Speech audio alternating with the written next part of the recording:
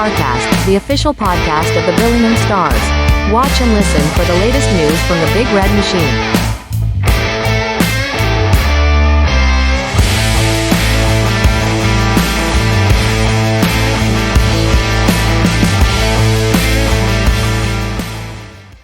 Hi everyone, welcome back to STARCAST, your official podcast for the Billingham Town Council sponsored Billingham Stars. It's Craig back with you again this week to talk all things Big Red Machine. Delighted to be joined by Carol and by Jono as usual. Evening both, how was things with yourselves this evening? Yeah, good, wonderful. Pretty good. I was about to say pretty cool, but that would be to do with the weather more than anything. There was a sunlight sighting over the weekend, but that's quickly gone away, and it was icy again this morning. So normal service. We were a lot of sunshine today. Starting to forget what the big yellow thing was in the sky. Sunshine on Teesside, yeah. Well, up here where I am, it was -1 this morning. So normal service resumed up here. Anyway, this isn't a weather podcast, not yet. Anyway, this isn't a weather podcast. So, So for your Billingham Stars this week, we've got 2 games to talk about. A home game against the Telford Tigers, a road trip to the Nottingham Lions. We'll do a league roundup. There was some silverware handed out over the weekend as well. And we'll do a little bit of looking ahead. No games for your Stars this weekend ahead, but it is Cup final weekend. So obviously we have our Moralee Cup to see who follows the Stars as cup holders. And our very own Billingham Buccaneers are in cup action as well in the Laidler Cup. So we'll have a quick look at those games and some Olympic, any other business as well. But we'll start on Saturday, a Saturday home game, which on the 14th of February is the penultimate home game for the Billingham Stars. Not at home again until the 22nd of March, thanks to Fixture Computer. And it was mostly fairly even, middle period aside. Finished Billingham 5, Telford 8. An old-fashioned shoot 'em up for those who like such things. Your Stars goals: Michael Elder, Chris Sykes, Roland's Grittans, and Roland's Grittans. And for the Telford Tigers, Vladimir Luka had a hat-trick.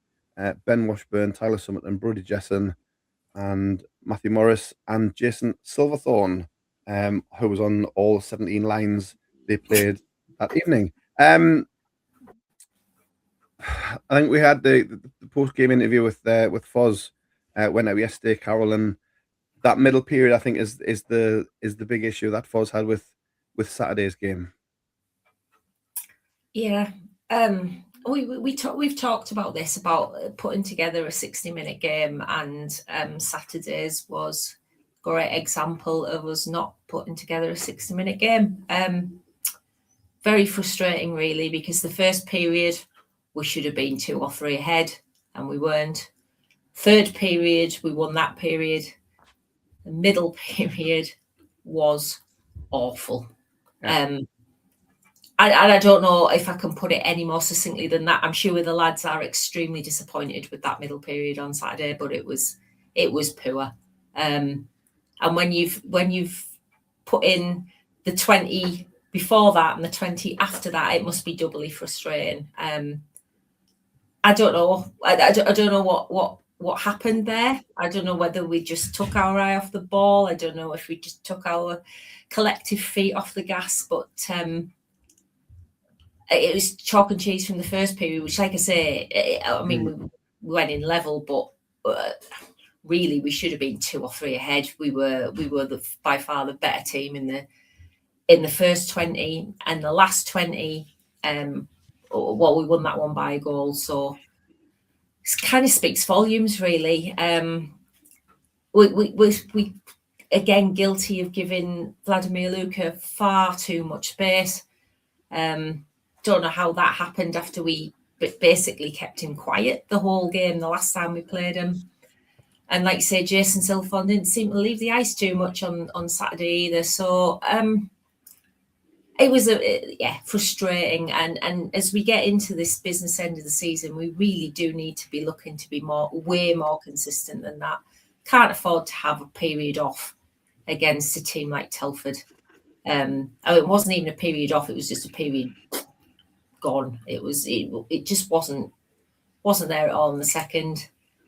And 40 minutes, gold star, 20 minutes. No. I mean, the games this season against Telford, John, more often than not have been fairly even, and the previous games have only been the odd goal here and there. So that middle period was quite an outlier. As Carol says, it's something you can't afford to do in a run into the postseason. Absolutely not, especially with the road trip that we've just begun now. 60-minute nights are going to be required nearly every night that we play until we're all on the golf course come summertime. But yeah, it's, as Carl said, I can't even put a finger on what went wrong or what happened. We put a great 20 minutes in. I mean, probably dominated the first period. Somehow weren't 2, 3, maybe 4 goals up. Maybe that was it. I don't know. Maybe they came out feeling a bit sorry for ourselves that we hadn't created a big lead for ourselves. And Telford probably got their act together going. If we have another period like that, it will be 6, 7 or 8 goals down. And they needed to step it up. And as you say, Silverthorne was just a magician all night. We know what he's done in his youth, and he's still doing it now in his older years. He's as fit as anyone in the league. He could play 60 minutes if he was required to. And he was a genius on Saturday night. And I think, I wouldn't say it's happened too many times before as well, but I think Zach Brown as well. I think he had a good night. Wouldn't say he was at his best, but he was good enough to stop what we threw at him. Yeah, I mean, Zach's had let in 5, but we had 50 shots on him, so he was still over 90%. And he made let's say when we had the shots in multiples, he was there. He was covering the post, covering the net, and we had to really move him out of position or screen him or whatever it was to get the puck past him. So like you say, Silverthorne and Luca, we knew they were the danger men. And I mean, sometimes you can't do anything. I mean, Vladimir Luca, I mean, I think one of the posts at the forum is probably still ringing from one of his one-timers. That was obscene. I actually said to Mark, I'm glad you never got his glove on it, because I think his glove would have ended up in the car park with him attached to it still, because he didn't. That was an absolute rocket. Yeah, no, I think the post moved about a foot and came back, and and you say you got him as much as you can. Some things you can't do much about. And a rare one as well for Foz to make a goalie change mid-game, Carol. It's something he seems loath to do. But whether it was to kind of just G the guys up and try and make a statement and get them back on the game, you could argue it worked to some degree. But making a goalie change shows kind of how much that middle period kind of affected him. Yeah, I'd say so. I think it was to give the rest of the team that kick, because whole team back to front was playing particularly poorly, and what can you do to change things? You could argue back in the day you'd have had somebody go out there and try to stir something up. Now you have to do things a little bit different, and Jacob wasn't having too much fun in the net, so you swap him for your other guy and see what happens. Something had to change, and I think a netminder change at that point was probably the right call. Yeah. From our side, Jono, obviously a hat-trick for Rowley, a couple of nice ones as well, and there was that at the start of the third, maybe another goal. And you never know what could have happened in that third period. Yeah, I think we got our 5th goal, and there was was a power play straight after it. It was either straight after, or it wasn't long after it. And I think if that power play was crucial, because I think it was about 5 minutes left in the game at the same time. Yeah. I mean, if you make it 8-6, or it'd have been 8-6 at that time with 4 minutes to go, I think it would have been real close. Because I think they would have probably dropped off a lot and tried to protect Zach Brown as much as possible. I was actually having a chat with him, because he actually came in the pub he had a pint and a curry before he drove home, as you do after a game. But no, he said if we'd have scored then, I think he said they would have been a bit panicky and probably camped in their own zone, trying to protect what they've got, which can be dangerous, especially if we're firing all cylinders. which we haven't been all season, to be honest. But we have found ways to win, and it just didn't happen on Saturday. The deficit was too much from the second period. Yeah, there was the 54-42 Rowley's hat-trick goal, and then they took an abusive official, excuse me, straight away. And what also didn't help, they argued about the abusive official for like 10 minutes and it killed all the momentum, and then the power play happened. Well, I think that was probably clever and wise from their senior players. I think that was quite deliberate. Yeah, 100%. I dare say we have players who might do the same, but we're the good guys in this. But yeah, so Ryan Lees took an abusive official arguing about the Rowley goal, which may or may not have been offside-ish. I don't know. Ish. But looking at the score sheet, it counts, so it obviously wasn't, because it's on the score sheet. So yeah, so that power play could have done something had it come straight away after the goal, but kind of all the momentum killed, and they saw off the last few minutes. Just one thing about Telford, I was thinking of the weekend. This isn't the development team of last year of the Telford Tigers 2. This is a bona fide senior team. They're signing players from other senior teams. Matthew Morris went there from Solihull. Obviously, Zach Brown moved there from Hull. Obviously, it's more convenient for him, but still moved there. Obviously, Silverthorne and Luca are top quality imports.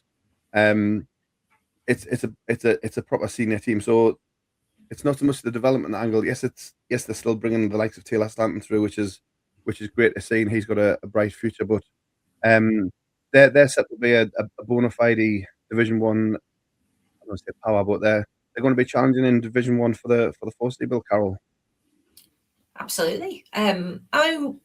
Let's give ourselves some credit at the start of the season. If we play one of those podcasts back where we were looking at who might finish where at the end of the season, I seem to remember we thought Telford would do okay this year. I don't think we had them struggling.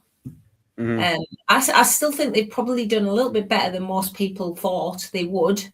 Yeah.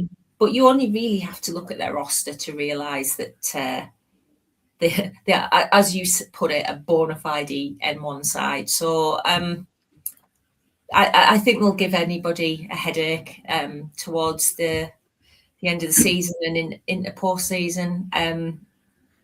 Maybe even an outside shout at the playoffs, who knows. I think we'll see what they're going to be like in kind of one-off games, etc., on the weekend for the cup final. We'll see how they are when it comes to the crunch, as it were.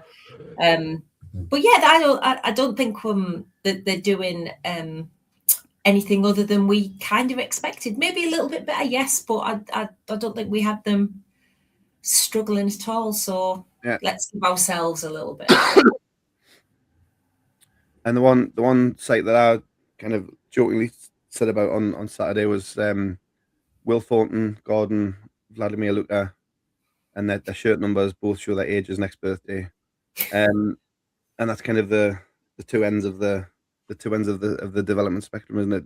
Obviously, Will's coming into his own as a senior defenseman, and Luka's been there and done a lot of it and continues to do so. So it's just little funny things like that make me smirk on my DJ booth when I'm watching the game. Anything else on the Telford game before we move on? Lewis got his first assist as well. Lewis Baldwin's first Stars point. So he's Right. Yeah, I think he had a huge impact on the game, actually. I thought he was outstanding. Had his D partner changed for this weekend. I think he was put with Jammer. So he's still finding his feet, but I think we'll talk about it a bit later as well, but I think he's passing some of that knowledge on now, and some of what he knows throughout to the decor. Now he's been down for a few training sessions and fitted in a lot better. I think we're only going to see a better Lewis Baldwin in what's left of the season. Perfect. Yeah, nice one. So that was Saturday. I say the final home game until the last day of the regular season, 22nd of March, is the next and final league home game for your Stars. So a few road trips to come between now and then. And the first one of those was on Sunday, down the A1, M1 to Nottingham, and a early-ish face-off at the National Ice Centre Torval and Dean rink version against the Nottingham Lions, and it was Nottingham Lions 3, Billingham Stars 6. So bounce back win for your Stars. Excuse me. The Stars goals: Ben Greenhalgh, Chris Sykes, Cal Wilkinson, Sykes again, Rowley, and Mike Laidler to seal the final goal in the third period. The Lions goals: 2 from Alex Rushby and 1 from Charles Owen. Mark Turnbull continued in net, 3 goals on 27 shots, and Harvey Kembry in net for Nottingham. Had his first win for the Lions last weekend. This week, 6 goals on 44 shots. Carol, how would you like to start on Sunday in the Lace City? I guess in the end, we did to Nottingham what they did to us last time we went down, in that we kind of took it away from them in the last period, which is exactly what they did to us in December. A really niggly game, to be honest. Quite stoppy-starty, not much flow to it. Obviously, we're down to 5 D-men on Sunday, which meant nobody had a D partner on Sunday. It was all rotated. Mm-hmm. It was quite a scrappy game to watch, to be honest. There wasn't a great deal of quality on show, except for Rowley's goal, which is quite honestly the most gorgeous goal I've seen this season. I'm so sorry that that's not on camera somewhere. I'm kind of hoping anybody who got the stream kind of screenshotted it or something, but that was a really pretty goal. The rest of it was quite scrappy. And all the entertainment came off the ice, obviously. Yeah. So the Lions, we scored first with Ben on a bit of a purple patch in front of net. Ben Greenhalgh, 2-1 up, end of first, the Stars. They scored twice early doors and were 3-2 ahead before we scored the next 4 goals to take the win. John, how was things from Rinkside? I imagine it was a fairly busy building because the Panthers were playing next door against Belfast. They were pretty much sold out, so it would have been fairly busy around those corridors, I'm guessing. Yeah, it was. It wasn't too bad because obviously I think their game wasn't far away from actually facing off, so most of their lot would have been seated. Would have been nice to be able to use the lifts with our equipment, but that's another story and another whinge for another day. But no, down from the bench, it was a weird one. Carl was right, it was niggly. I was worried about the lads at one point because it got quite naughty where there was a lot of headshots going in. Whether it was just breaks and play around the netminder and a punch was coming into the head, or I think Lucas Dowdle received a high hit, which was a 5-minute major for correct call and the right way to do it. Probably should have been more, as in kicked out the game, but can't complain too much with the 5-minute major penalty. It's what I've been asking for, so I think you got that right. But it was weird to the point that even I think we were losing at one point. Never felt like we weren't going to not get back into it. Their goalie had a great game. I'll have to disagree with Carol. I thought Sykes' one-timer was better than Rowley's backhander. Sykes' one-timer was just unbelievable. Just the timing. And, I mean, you saw him wind up, and the next minute, you saw the light on in the back of the net. It was that quick. I don't think he's probably time one as better than all season long. It was an unbelievable goal. But yeah, it was just very weird. I think we could probably be accused of probably trying to overplay it a bit too much at times, trying to do that little bit too much. Players who probably thought they didn't play as well on Saturday, trying to do that a little bit more, trying to put things right. But we got the job done in the end, and we got the win and we got out of there. You mentioned the Lions. Obviously, it was a fairly short, not fairly short. It was a shorter bench than what you maybe would have liked. Obviously, a couple of the 2 ways what we're done with the Bucks, who had an important home game, so they stayed with the Bucks. So, but the players that we did have, obviously the regulars and it showed, like I said, possibly in the end that third period the quality came through, Carol, of the players we did have available. Yeah, I'd say so. I'm going to let myself off on the side goal because that was at the other end of the rink for me on the other side. So I couldn't really see that one quite as well as you, Jono. But yeah, I mean, yeah, the class did tell in the end, and Jono is right. There wasn't really any jeopardy about the game. I didn't feel like we were ever going to lose the game. It just was. It was really difficult to get any kind of momentum because it just stopped all the time. Just niggly little infractions and icings that either did or didn't get called. Kudos to the Billingham fans for cheering the icings by the end because some of those calls were, or non-calls, were a little bit silly. But yeah, I guess for me, it was just all about the momentum and or lack of it, just because it just never the game itself never seemed to get going really because it's just too many whistles. Yeah. Anything else on the Lions? Obviously, the kind of put right the game down there in as Carol says before Christmas. Obviously the one of the talking points online for those who are watching the game from afar, perhaps. I know obviously Jono didn't hear this; he was on the bench, but some feedback from their online game presentation, perhaps. Yeah. I could really go to town here. Having done hockey media in a voluntary capacity for free for many years, I'm not going to sit here and say I've been whiter than white. I've made the odd mistake, but I'm not charging £8 for a stream. A little bit of advice, really. If you're wanting to go into media of any description, and you want to make a name for yourself, the way to go about it is possibly to do some research about the team that you're facing that day, and maybe not personally slag them off while they're on the ice. And further, don't slag off the travelling fans, because all that happens then is people get messages from Billingham because of the amount of people who are watching there and sending messages down to us to say, do you know what this guy's saying about you?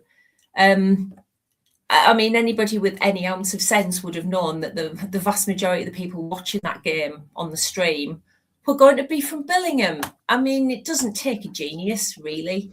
And if you are going to slag off the team, maybe get your facts right before you do it. Because there was the one line that got me was, we haven't produced an elite player or quality player or higher level player, however he worded it, for 20 years.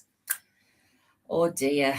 Oh dear. If you're going to get it wrong, hey, just get it spectacularly wrong. Bit of a joke, really. And I do hope the Nottingham Lions management learn something from this. You cannot charge £8 for a stream to have your commentator behave like that. You just can't. Even when it was free, it probably wouldn't have been acceptable, but you would have put up with it because it was a free product. You can't charge £8 for a stream and then do that. It's just not right. Yeah, there's a difference between having a home bias, because it is the Nottingham Lions webcast, so you expect a home bias, but to outright attack and insult the opposition players, fans, club, region, however far it went. Like I say, you would possibly accept someone on a free stream, but now they're charging for it, and £8 for a third tier stream is quite dear as well. For what is a one camera fixed automated one camera, for £8 for that is quite expensive, and obviously fans want to see their team, so they will take advantage of it. So to be talked down to that way is not acceptable, and I say hopefully Matt or whoever's responsible for that side of things will take comments on board. I noticed when when it was raised on one of the Facebook groups, there was fans of other teams. Yes, he's done it. Yes, he's done That's it. what was alarming. That was the alarming bit. Yeah. And as Carol said, this kid wants a career. He's gone the whole wrong way about doing it. Mm-hmm. And yeah. I know he had a pop saying our lads go to work Monday to Friday. That's what makes beating teams like him theirs much, much better. Yeah, our lads do go to work Monday to Friday. Yeah, they only get 2 hours training a week. They're not like half of their team sat at home with a box of Kleenex waiting all day to jump on the ice. Yeah, they'll get the ice time, 5-6 hours a week with various age groups. They'll all go and play the National League training. So yeah, they'll get all the ice time in the world. Our lads, 9 to 5. Then they go to the ice for an hour and a half, two times a week, and then they put the game in on a weekend. Yeah, I know what I'll take every time. Yeah, and I say, yeah, you accept the level you're at. It's third tier, semi-professional stroke amateur ice hockey. It's not. If he wants to work in the elite league or the national division, that's where those semi-pros and professionals are. But yeah, for the third tier. You've got to know your audience, know your product, and yeah, it was disappointing to see the comments coming out on Sunday night. So we'll see what if anything comes out of that. But those who were watching, I've actually done a little bit of research for him as well. Billingham is 33,500 people. Nottingham's 334,000 people. You should be producing a lot more than what you do produce. So just be careful when you start shouting your mouth off, because people will go and do their own research. Yeah, that was the thing for me. If you're going to, I think the whole point about sports commentary is that you know a little bit about both teams, so that you can pass on that knowledge to your audience. It was absolutely clear from pretty much the first 5 minutes that he'd done zero, because the amount of absolute garbage he was spouting about our team and how our club apparently doesn't have an academy. What? When you failed to prepare, you prepare to fail, isn't that the saying? And if you don't know your facts, maybe keep your mouth shut. Stick to what you know. Yeah. Yeah. Call the game as it happens in front of you. Your opinions and I've had the privilege of doing that job. I did it with Anthor, and to be fair, you all know him very well. He was down to the T with all his information and stats. But even myself, I love the sport. I love the league just as much as I love my team. So that natural interest is going to be there to learn about what the other team's doing, who's the other team star player, how many points has such and such got, just basic stuff. But he seems to think he knew everything, and unfortunately it backfired, and unfortunately he went too far with insults, and hopefully he will be dealt with correctly. Yeah. But those who did watched a win for your Billingham Stars. So the weekend ended on a positive note, 6-3 your final, and a 3-point weekend for the Billingham Stars. Anything else on the weekend's games before we look at the league tables and such? No. Road trip to the end of March. Woo. I will say, not only did John O'L and the team not have access to the lift, South fans didn't have access to the cafe on Sunday. So we were all absolutely starving by the time we left. They wouldn't let us use the cafe because that was apparently just for the Nottingham Panthers fans. Yeah, they need to do something about it. It's a multi-pound facility. They like to shout it off, but it can't host 2 games at once because you're not allowed to go on either side. I mean, our fans are there to watch our team, not to nip next door and watch another game for nothing. Yeah, well, the cafe upstairs. Yeah, they wouldn't let anybody in. Madness. Absolute madness. Not really on either. Not when you know. Well, granted, it's not a lot of money to watch the Lions. It's a bloody fortune to park. I'll just point that out. But it's not a fortune to go in and watch. But at least let the fans use the facilities, for goodness sake. It's just not right. Even if you have to put them in a bloody a beacon on the head or something, so they stand out like a sore thumb while they go and get something to eat, it's just madness. Yeah, it's not good. Very unusual because normally they're very keen of their secondary spend getting that off the punters. So No, very strange that didn't not happen. Sunday. Not on Sunday. All right. A lesson for next time then. Take your own. Oh, you'll not be allowed to do that either. Oh well, there you go. But that was the weekend. In a nutshell, a 3-point weekend for the Stars. Looking wider at the division after week 24. As we trailed last week, the Blackburn Hawks needed to win on Saturday to clinch the league, and they did that, a 3-1 win at the Leeds Knights, and they received the trophy the following night. So congratulations to everyone at the Blackburn Hawks, league champions for this season. But the full results for the weekend on Saturday, Sheffield, bit of a surprising one. Sheffield get the second win of the season. Sheffield 4, Hull 1. Although Hull did win 50 by the shots 50 to 35, but the Sims win at 4-1 on the scoreboard. Billingham 5, Telford 8, as we've talked. Solihull 11, Widnes 0. 67-19 your shots there. So Solihull having a bit of a goal fest the last couple of weeks. Leeds 1, Blackburn 3, as we said, which meant Blackburn Hawks clinched the league. And then on Sunday, Nottingham 3, Billingham 6, Widnes 1, Solihull 9. So Solihull completed a goal-laden double over the Widnes Wild. And Blackburn, after winning the trophy, they go down 3-5 to the Teesside Dragons at the Blackburn Arena on Sunday. A close one in terms of shots, 46 to 43, but Dragons get the win. And then the final game of the weekend, Telford. After what wasn't it, a fairly even first period, Telford see off the Sheffield Scimitars by 10 to 3.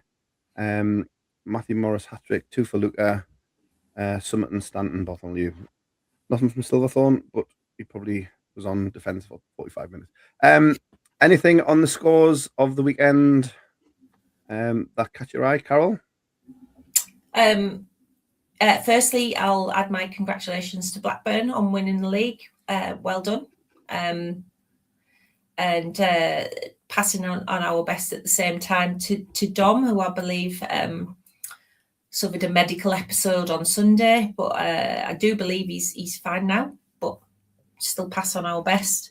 And I guess Blackburn's just did what we did a couple of seasons ago and had a bit of a hangover on Sunday, which is fair enough. But well done to Teesside for getting their second result in that rink this season. Well done to them. I think the results that did catch my eye really were the Solihull home and home with Widnes, because an aggregate score of 21 over the weekend is pretty disastrous for Widnes, who looked like they'd been doing quite well recently.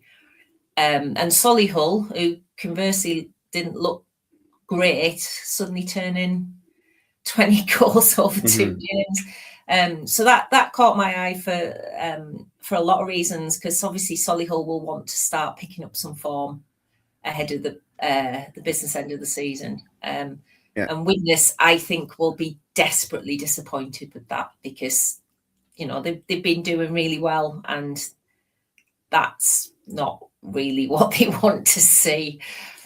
No, Solihull had 125 shots on goal over the 2 games as well, so pretty much one-way traffic for the full 60 on both nights. John, anything from you?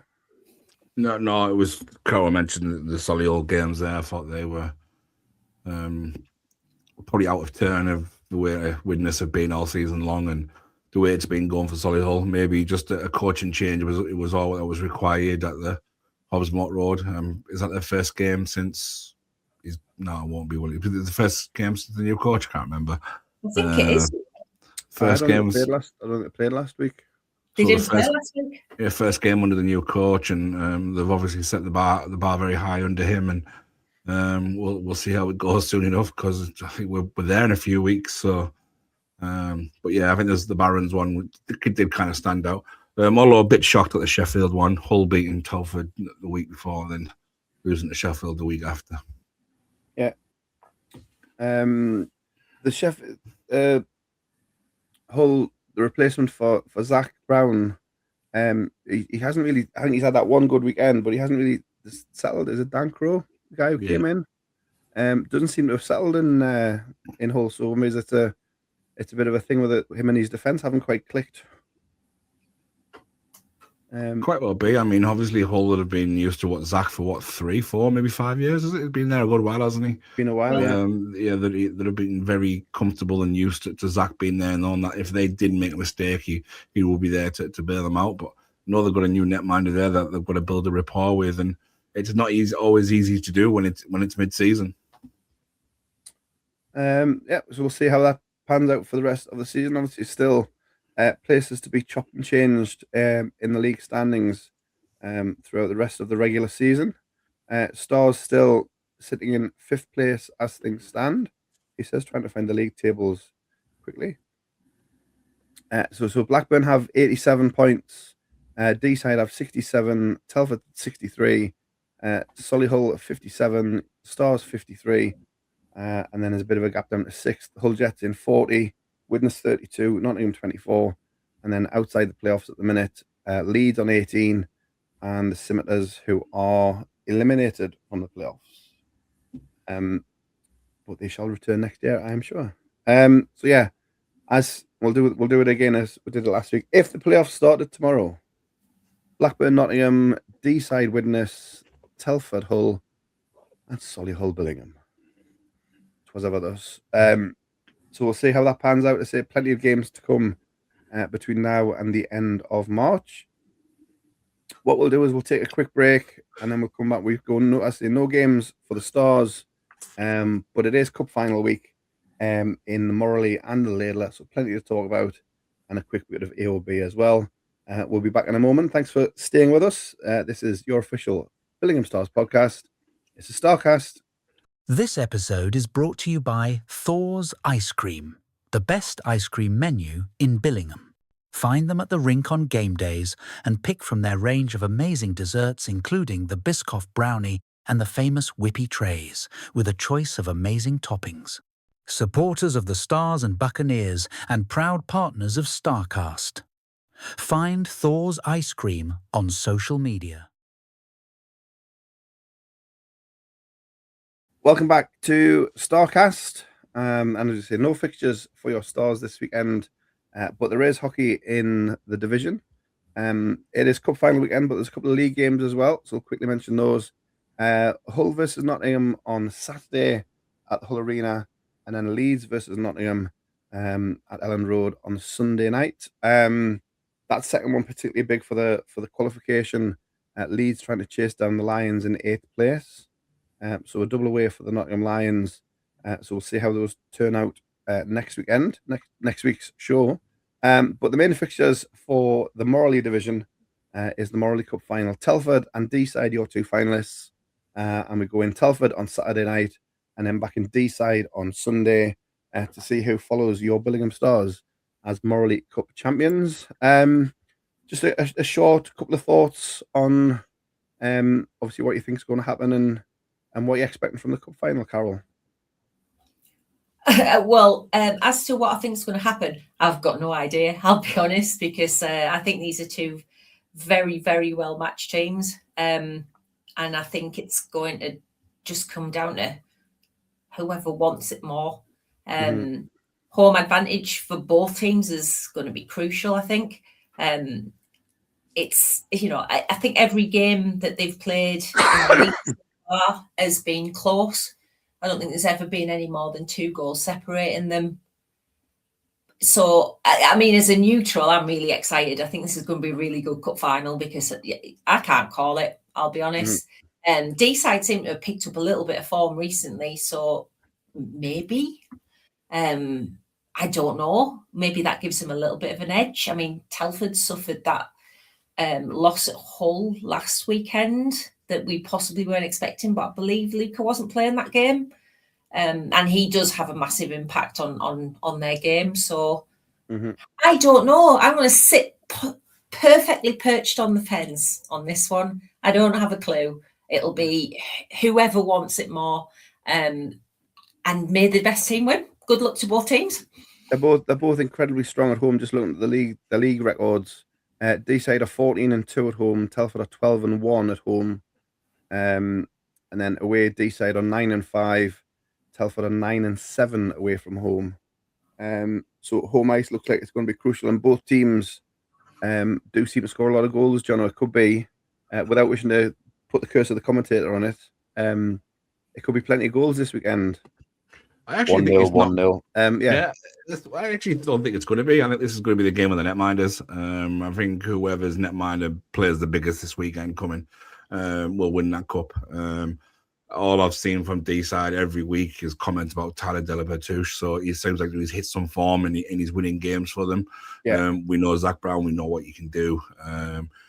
But I think he needs to be on his game and better for Telford. So it's going to be very interesting. But I'm going to take this down to whichever netminder is best. So you can take your Kalkis and your Silver Thorns and that out of it. But this is going to be won by a netminder this weekend. Yeah. You could probably go through the forwards and kind of he cancels him out and he cancels him out. Like you say, and he could get down to Tyler versus Zach. And like you say, Tyler moved up the D side this summer. Seemed to take a while to settle, but now he's shown what he can do. And I've seen him do it for conference in England and stuff like that in the last few years. And he is starting to show what a good goalie is. And like you say, we know all about Zach Brown. In years gone and in just last weekend as well. So it could very well be down to the defences. But it's going to be good to see a new name on some silverware. So a new name joining the winning team's party, as it were, and see who follows the Stars as Moralee Cup champions. So we'll follow that from afar and keep an eye on things, and we'll report back next weekend. In the Laidler Cup, of course, your Billingham Buccaneers, featuring one or two Stars two-way players, have reached their cup final and will be playing the Sutton Sting in Sutton Sting on Saturday, 3 o'clock, I think. And then back at the Forum on Sunday, the usual 5:30. I saw on there the book socials, they're taking 2 full buses, travelling big numbers down to Ice Sheffield on Saturday. And I'm sure it'll be a fairly full house as well on Sunday at the Forum. Thoughts on the books, Carol? Obviously, huge interest from Stars, as in the players we have there, but obviously they're a big part of the Billingham club as a whole. Yeah, I mean, it's been great to see how the books have developed over this last couple of years and how that feeder system's just working in Billingham. It's something we should all be very proud of. And hats off to the books for making it to the cup final and with some phenomenal backing as well. 2 full buses. Wow, that's pretty impressive. And I'm quite sure, obviously, the Stars won't have a game this weekend, so I'm quite sure the Forum will be absolutely rammed on Sunday. The game itself, well, the way that the Laidler League is set up means the Bucks have actually only played Sutton once at home, and only will play them once at home, but played them twice away. And it's even Stevens. Buccaneers won the home tie, and Sutton have won both the away ties. So again, a tricky one to call. Sutton are dominating in the league. I think they're about 15 points ahead of the Bucks in the league. I might be wrong about that. No, so if you look at it purely on that point of view, Sutton are the favourites, but I don't think it's as simple as that. I think the Bucks have proved already that they've got the game to beat Sutton, and it's going to be who takes advantage of that home ice. Bucks being home on the Sunday, I think, is going to favour them. Let's see. I think they need to come out of Ice Sheffield on Saturday in touching distance. And then it's all to play for really on Sunday. Yeah, similar to the Moralee Cup. So Sutton are a perfect 9-0 at home. The Bucks are 8-2 at the Forum this year. So home advantage very strong. John, are your thoughts on the Laidler Cup? Yeah, it's from a Billingham point of view, it's great for the town. It's what I've echoed for years. This is a hockey town, and I'll fight you all day long about it if you want to argue against me. We've produced great players for years and years, and that's just what's happening now. For some of the books, they are in their twilight, so this could be the last opportunity for them to win some silverware before they probably start coaching the kids, to be honest, because I think there's a few parents there as well. But no, I do fancy the Bucks. From what I've seen, they are that one-off game kind of team. They get that emotion. They get that emotion from the crowd. They feel that emotion from the crowd. We saw it at their first playoff year when they won the playoff title. That they can bring it in those big moments, and for that reason, I do feel that the Bucks can bring this one home for themselves. But yeah, it's going to be very intriguing. And to be fair, I think the Titans have probably got a close eye on it, because if you can dent the Sting's cup hopes and take that away from them, you might just affect them in the league, and that's where the Titans will be having an eye on it. So very, very interesting game. Sheffield will be bouncing on Saturday. I know it will be. We like to travel quite well, and I'm sure they'll have a great time on the bus, just on the journey alone, never mind just the game. But yeah, I do hope it comes back to Billingham with the game on the line. It will be fantastic. It'll be fantastic for them, and yeah, it'll be good for them as well coming to playoff time as well, because I think the Bucks will have a big say in the playoffs. Yeah. Just looking at Division 2, obviously we haven't looked at Division 2 much other than the odd Bucks score that we talk about. So Sutton are currently top with 55 points from 20. Sheffield Titans, long-time leaders, obviously finally been caught down by the Sutton Sting. With Sheffield have 53 points from 22. Then the Bucks are in third with 40 points from 21. Coventry in fifth. Teesside, Altrincham, Kingston, and Lions 2 are the last playoff place. Bradford Bulldogs just outside the playoffs, but they are level on points with Nottingham. So their playoff race is quite as intriguing and as close as the one in the Division 1 as well. So currently Bucks would face Altrincham if it went to the playoffs now. But again, they have plenty of games left as well till the end of March as well. So we'll see how that pans out. But it's going to be a great weekend for Billingham's Buccaneers. So we wish everybody, players and staff and supporters, a fantastic weekend. And we'll see what happens at the Forum on Sunday night. So all good luck down to the Billingham Buccaneers. Anything else on this weekend before we quickly look at AOBs? Nothing? Nope. I've noticed there's some league. So there's a couple of league games you mentioned in the Moralee. There's a couple of league games in the Laidler as well. So obviously teams are taking advantage of not being in the cup to try and fill in some fixture gap. So it's a shame the weekend hasn't been completely kept safe for the cups and everybody's able to focus on the cups. But we know how ice time can be difficult sometimes. So teams have to take it when they can. But yeah, so good luck to the teams in the cups. We'll report back in next week's edition. The only any other business we had is the Winter Olympics. WINTALIMPIX is how it's officially spelled. The Winter Olympics. Obviously, the ice hockey's coming towards its conclusion. The women's final on Thursday, the men's final on Sunday, I think. We've got men's quarters tomorrow. We already know it's going to be Canada, US in the women's final. It's all coming to a head nicely, Carol. Absolutely. I knew this was going to be a good tournament, and we've seen some great games. Even the one that I was just watching before we came on air was excellent to watch. The standards being really high, and you can't ask for anything more from an Olympic tournament. In fact, the whole of the Olympics has been excellent to watch.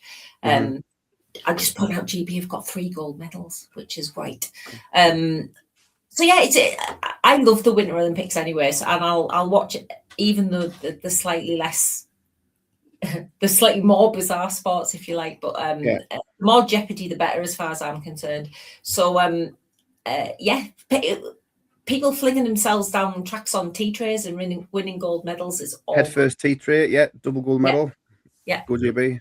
Absolutely amazing. Yeah, would be more typically British. Was it tea tray? Somebody? Yep, we'll be good at that. Yeah, I saw one of the we're first great. one I saw that is the mono bob, a one-man bobsled. Yeah, saying Yeah. that was wicked. I'm saying one man. It was a woman that I saw, so it was Yeah. a women's mono bob. But yeah, so But what I also- don't get is the moguls. What's that about? You're nearly putting your knees through your chin. yeah, Like, And how do you know you're good at that? Well, here's the funny thing. When I was watching that tournament during the week, they couldn't, because of the weather conditions, they couldn't even see where the mogul humps were. Is that the proper technical term? I don't know. So they have to throw like pine leaves on the snow so they can see them. Yeah, Which is weird. I love it. Bring it on. I think it's all. I think we should just scrap the normal Olympics. We don't need that rubbish, and we just have this every 2 years. It's brilliant. I always seem to be a bit better at some of these sports, and it's obviously the one time that Great Britain as a whole becomes experts at curling, which we always do, with led by the Jarrow Arrow Steve Cram, international curling commentator. However that happened, I can't say, but it did. It's not quite going as planned at the minute, but less about that. But yeah, no, it's been great to watch us in the last few days of the hockey tournament. Well worth keeping abreast of. So we'll keep an eye on that. And again, that'll all be done by the next show. So we'll talk about that next week as well. Any other business? Or should we just draw a veil to things? No, two things. Fire away. First thing, when we talk about the Buccaneers, we forgot to mention Mr. Passon. So I think we're all united when we say we're passing our massive best wishes on OG star Jamie Patterson, who suffered an on ice incident on Sunday that was neither pleasant to watch nor, I'm sure, as Jamie's concerned, pleasant to experience. He is I think he's still in hospital recovering. We wish him all the best for a speedy recovery. Much loved Pat also. Get better soon. Definitely. Echo that. Yeah, it was not nice to read about it when it happened. Obviously, the game was held up for a bit, but the great medical staff have got down there of both teams. Everybody pulled together and got it sorted. So he's in hospital getting the best treatment. So all the best to Jamie. Anything else? What was the other thing? Well, I'll let John mention this because he's the one who put it in the chat. Yeah. I mean, I think we've probably missed something quite big in the ticket availability is now out there for the Steel City Showdown. It's playoff time. It's time to get excited and time to get those hotels booked. The tickets are available on the EIH website. So yeah, get your Steel City Showdown tickets. It's going to be fun, even if you're there or you're not there. It's going to be great.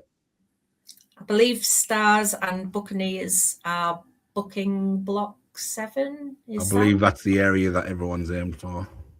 Yeah, and it's the same as last year. There's no official blocks, is there? People are just picking. Yeah, no, it's not possible to put 40 teams into one rink. I don't think so. Yeah, it's a free for all. So actually, on being that as well, if you are really interested in the teams who might be there, it's worth giving the South Division 1 a little look because that thing's going to be very tasty. There's been some proper tasty developments in that league this season, that's for sure. It's going to be a 3-way battle for that league title, I think. Yeah. No, that is firing up very nicely. 11th and 12th of April, isn't it? The Ice Sheffield Steel Showdown. The same as last year, the 4 divisional finals on the Saturday, and then the 2 national finals on the Sunday. Take a sleeping bag for the Saturday night, but yeah, all's good otherwise. Thanks for mentioning that, John. I'd completely slipped through the net. Thanks for that, and thanks for everything tonight. Another full show. So wherever you're watching or listening, appreciate your sharing and liking and give us a review. It all helps the algorithms behind the scenes, and hopefully gets us more eyes and ears on the pod. If we'll you be are back a budding next week. commentator, get in touch and we'll give you some tips. always happy to share. Somebody else did the last Billingham game down at Nottingham. I can't remember who that was. Yeah, it's funny enough, there was no complaints about that one. Well but done. also, to be fair, Was the we volume lost? was pretty low and nobody could hear what I was saying, so that's probably something to do with it as well. But thanks to Carol and thanks to Jono for your conversations as always. Enjoy your hockey this weekend, whatever you're doing. If you're at the Bucks games, or if you're just taking your weekend to rest and recover, we'll see you at a rink very soon, I'm sure, and we'll join you next week for another edition of STARCAST. But for now, from your Billingham Stars podcast, bye for now. Thank you for watching and listening to STARCAST. Follow us on social media and remember to subscribe and leave a review on your podcast platform.